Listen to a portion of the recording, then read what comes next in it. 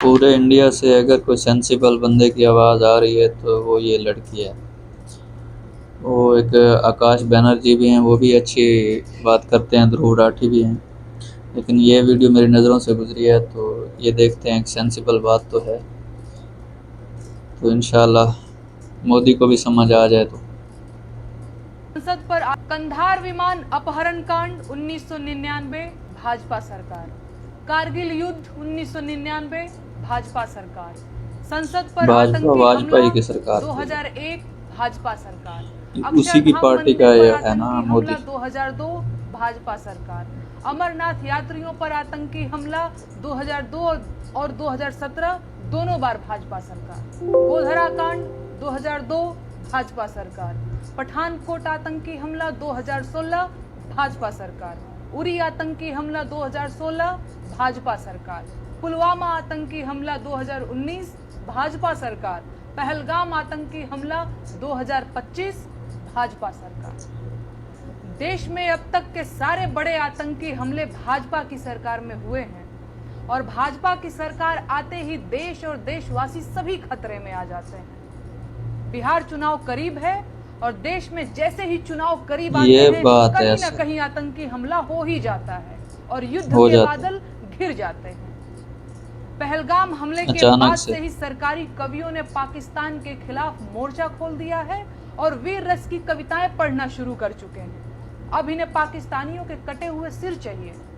ठीक है, शुद्ध हिंदी बोल रहे, कुछ लफ्ज तो समझ में नहीं आते। ये कवि जाएंगे या भाजपा के नेता जाएंगे या अंधभक्तों के भगवान खुद पाकिस्तान जाएंगे सिर काटने? दरअसल इनमें से कोई नहीं जाएगा।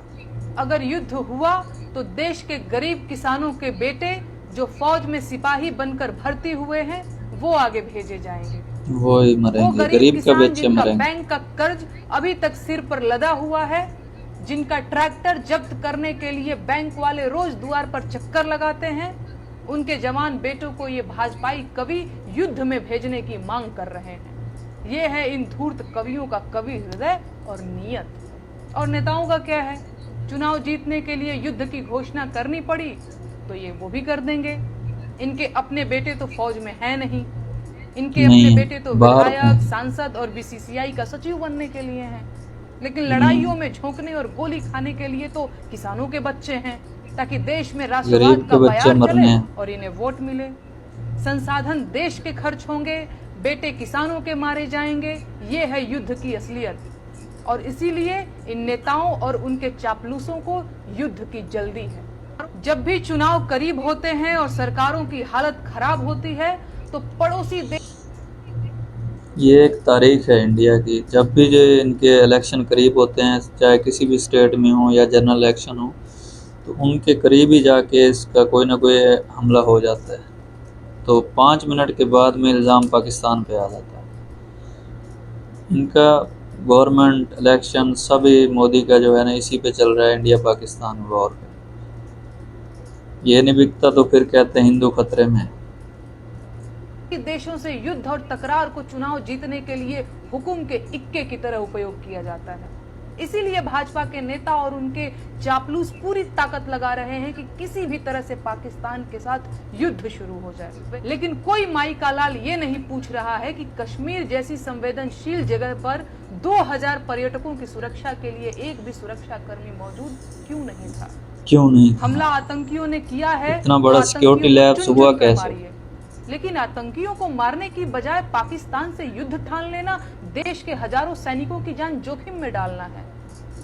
जिस क्रूर आतंकी हमले को वजह बताकर पाकिस्तान से युद्ध करने की बात की जा रही है, उस आतंकी हमले में किसी भाजपा के मंत्री ने अपनी चूक क्यों नहीं मानी?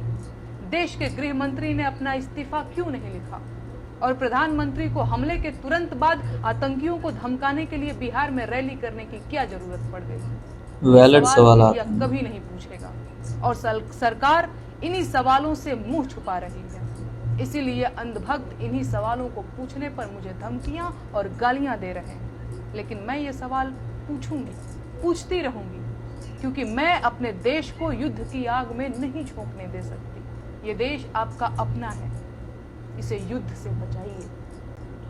ये इस लड़की ने बातें तो बड़ी अच्छी अच्छी की हैं और इसने पूरा सच खोल के रख दिया सबके सामने। है तो इंडियन लेकिन सच्चा नैरेटिव बेच रही है। तो ये थी आज की एक वीडियो, अच्छी लगी मुझे तो मैंने कहा इस पर रिएक्शन बनाते हैं। अगर आपको अच्छी लगी हो तो लाइक शेयर सब्सक्राइब ज़रूर कीजिएगा। चलें फिर मिलते हैं इंशाल्लाह नई वीडियो में, तब तक के लिए अल्लाह हाफिज़।